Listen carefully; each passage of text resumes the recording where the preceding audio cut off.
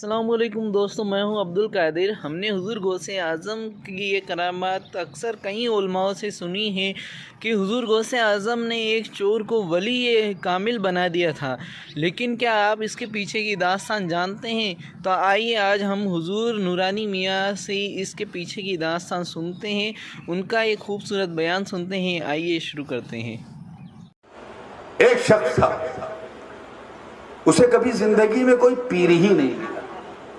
توجہ چاہوں گا، 60 سال کا ہو گیا۔ کئے سال کا؟ 60 آ گیا، پیر ہی نہیں ملا۔ بیوی مرید تھی، بچے بھی مرید تھے، اس کے پاس کوئی پیر نہیں تھا۔ اس کا پرابلم جانتا کیا تھا؟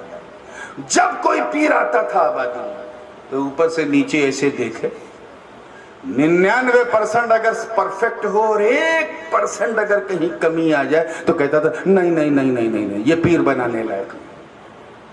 اتنا حساس کہ اگر غلطی سے کوئی پیر صاحب جھٹکے سے سہون داہنے پیر کے بجائے بایاں پیر اگر جوتے میں ڈال دے، نہیں نہیں نہیں نہیں، یہ پیر بنانے لائق نہیں۔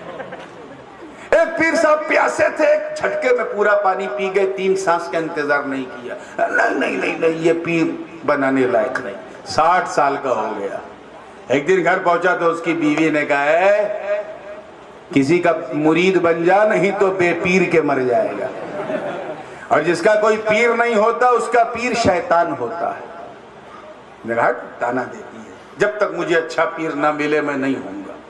تب تک اس نے کہا سن، زندگی کا کوئی بھروسہ نہیں، ہو سکتا ہے صبح کا سورج ہی تو نہ دیکھ پایا تو میں تو پیر کے ساتھ اٹھوں گی، کیونکہ قرآن کا وعدہ ہے یوم ندعو کل اناس بامامہم، قیامت کے دن ہم لوگوں کو ان کے امام کے ساتھ بلائیں گے۔ یہاں امام سے مراد مسجد کا امام نہیں ہے، پیر ہے۔ اور تو بغیر پیر کے جانا شیطان کے ساتھ، زندگی کا کوئی بھروسہ نہیں۔ اتنا کہا تب تک اس کا دماغ کھٹکا، یار یہ بات تو اس بڑھیا نے پتے کی اور پتے کی یہ کی کہ زندگی کا کوئی بھروسہ نہیں۔ واقعی ہو سکتا ہے میں صبح کا سورج نہ دیکھ پاؤں تو۔ اسی خیال میں اس نے عشاء کی نماز پڑھی، بستر لگایا، لیٹ گیا، مگر نیند کہاں آنی تھی، جاگ رہا، ڈر کے مارے جاگ رہا، کہیں سو گیا اور تو میں تو بغیر پیر کے گیا، بیٹھ گیا اور دماغ چالو، کیا کروں کیا کروں۔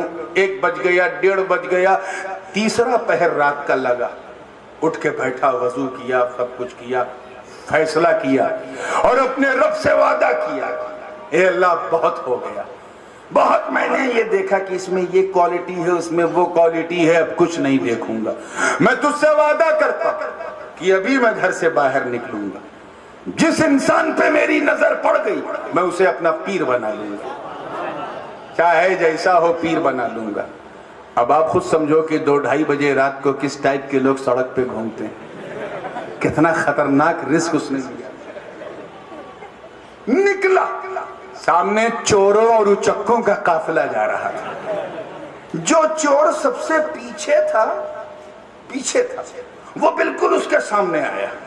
جیسے ہی سامنے آیا دیکھا وہ اپنا چہرہ چھپائے ہوئے ہے، چور تو چھپائے رہتا، اسے اپنا وعدہ یاد آیا کہ میں نکلوں گا تو جو انسان نظر آئے گا میں اس سے مرید ہو جاؤں گا۔ نہ دیکھا آؤ نہ دیکھا تاؤ، اس چور کا پاؤں پکڑا اور کہا پیر صاحب۔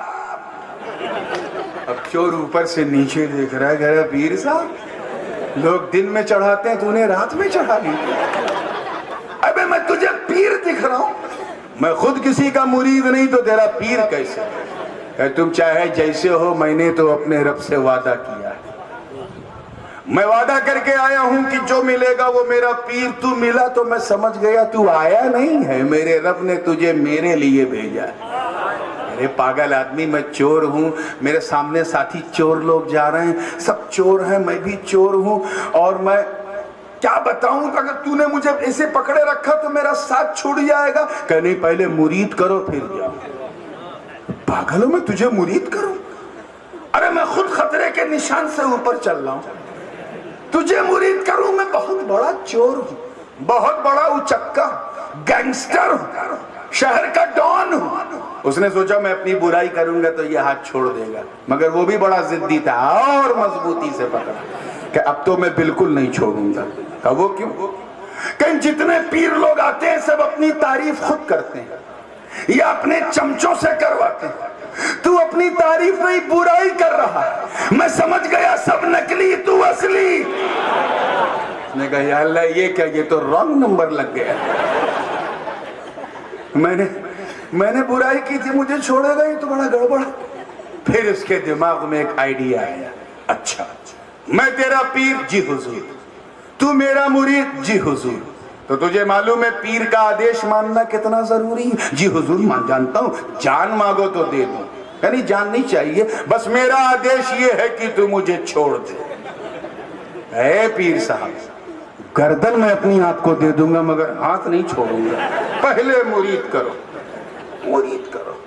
اب اس کو بھی لگا یار یہ تو بہت ضدی، تو کہا اچھا دوسرا آئیڈیا دماغ میں، دیکھ سامنے گھر ہے، وہ ٹارگٹ پہ تھا، میرے ساتھی وہاں سے پتہ نہیں کیا کس گھر میں گھسے، لیکن یہ جو سامنے گھر ہے نا، ابھی میں تیرے ساتھ وہاں چلوں گا، تیری نظروں کے سامنے چوری کروں گا، اب تو یقین کر لے گا کہ میں چور ہوں۔ کہا میں جو بھی یقین ہو لیکن مرید پہلے کر لے، ارے چل میرے ساتھ۔ جیسے ہی ٹارگٹ والے مکان پہ پہنچا، اس کے دل میں خیال آیا چور کے، کہ دیکھ تو شریف آدمی معلوم ہوتا ہے، اللہ کی تلاش میں اس راہ مولا میں نکلا ہے، مجھ بد نصیب کے ہاتھ میں پھنسنا چاہتا ہے، دیکھ گناہ کرنا تو گناہ ہے ہی ہے، گناہ دیکھنا بھی گناہ ہے، تو وہاں مت جا، تو یہیں بیٹھ، یہیں بیٹھ، میں اندر جاؤں گا، چوری کروں گا، چوری کا مال تجھے دکھاؤں گا، پھر بھی اگر تجھے یقین نہ ہو تب مرید بناؤں گا۔ اس نے کہا ٹھیک، پکی بات ہے نا؟ کہ پکی بات ہے، میں وعدہ کرتا ہوں، زبان دے رہا ہوں۔ چور اندر گیا اور یہ وہیں بیٹھ گیا، اندر مکان میں اندھیرا، نہ کچھ نہیں دکھ رہا، ایک چراغ بھی نہیں جل رہا ہے، دور ایک چراغ جل رہا ہے۔ چور نے ہاتھ پیر مارنا شروع کیا، کچھ مل ہی نہیں رہا، ایک طرف ہاتھ مارا تو تسبیح ملی، ادھر ہاتھ مارا تو مصلی ملا، اور آگے ہاتھ مارا تو لوٹا، کہیں نماز کی چوکی۔ دل میں خیال آیا ارے مکان کا مالک تو باہر بڑے قیمتی کپڑے پہن کے نکلتا، ہزاروں اشرفیوں کا تو صرف جبہ ہوتا، اور اندر سے بالکل کنگال، کچھ ہے ہی نہیں۔ چور اسی تلاش میں ایک کونے میں، اور ادھر دوسرے کونے میں پیر پیراں، میر میرا، شاہ جیلا، قندیل نورانی، محبوب سبحانی، قطب سمدانی، شاہ باز لامکانی، جدنا محی الدین ابو محمد عبد القادر جیلانی، غوث اعظم دستگیر پیران پیر روشن ضمیر رضی اللہ تعالیٰ عنہ دیکھ رہے۔ ابھی بات شروع بھی نہیں ہوئی کہ حضرت سرکار سیدنا خضر علیہ السلام کی آمد ہوئی۔ حضرت خضر نے کہا ہے عبد القادر جیلانی، کرخ میں قطب کا انتقال ہو گیا، صبح کا سورج نکلنے سے پہلے کسی کو قطب نامزد کر دو۔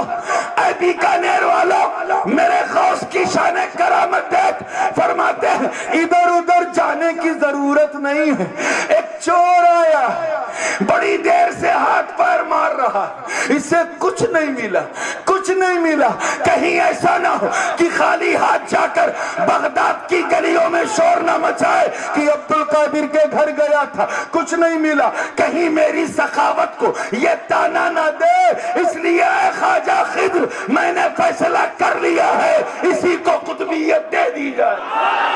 نعرہ تکبیر، نعرہ رسالت، حضور تاج العلماء فیضان غوث اعظم، اسی کو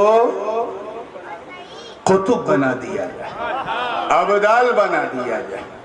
اب تو نظر کا تیر چل چکا تھا، اس چور کو بھی پیر مل چکا تھا، اب وہ چور چور نہ رہا، ولیوں کی جماعت میں قطب بن گیا۔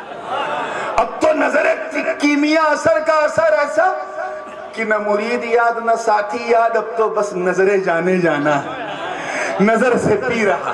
ایک دن گزرا، دوسرا دن گزرا، تیسرا دن آیا تو غوث پاک نے خود فرمایا کہ ولد الاعز، تجھے اس لیے مرید نہیں کیا ہوں کہ اس لیے ولی نہیں بنایا ہوں کہ تو بس مجھے تکتا رہے، تیری کچھ ڈیوٹی ہے، کرخ کی زمین تمہارا انتظار کر رہی، خرقہ اجازت و خلافت عطا کیا، اپنا جانشین بنا کر اسے روانہ کیا۔ وہ مرید صادق آگے بڑھا ہی تھا کہ غوث پاک نے کہا رے سن تو صحیح، جا تو رہا مگر باہر دروازے پر تیرا ایک مرید 3 دن سے تیرا انتظار کر رہا، پہلے اسے مرید کر لے پھر خیر میں جانا۔ تو کیا سمجھے آپ اس واقعے سے، کیا سمجھے کہ اگر پیر کامل ہو، توجہ چاہوں گا، پیر کیا ہو، زور سے بولو، کامل ہو تو ناقص کو کامل بنا دیتا ہے، مگر اگر مرید اپنی طلب میں کامل ہو تو چور کو بھی ولی بنوا دیتا ہے۔ نعرہ تکبیر۔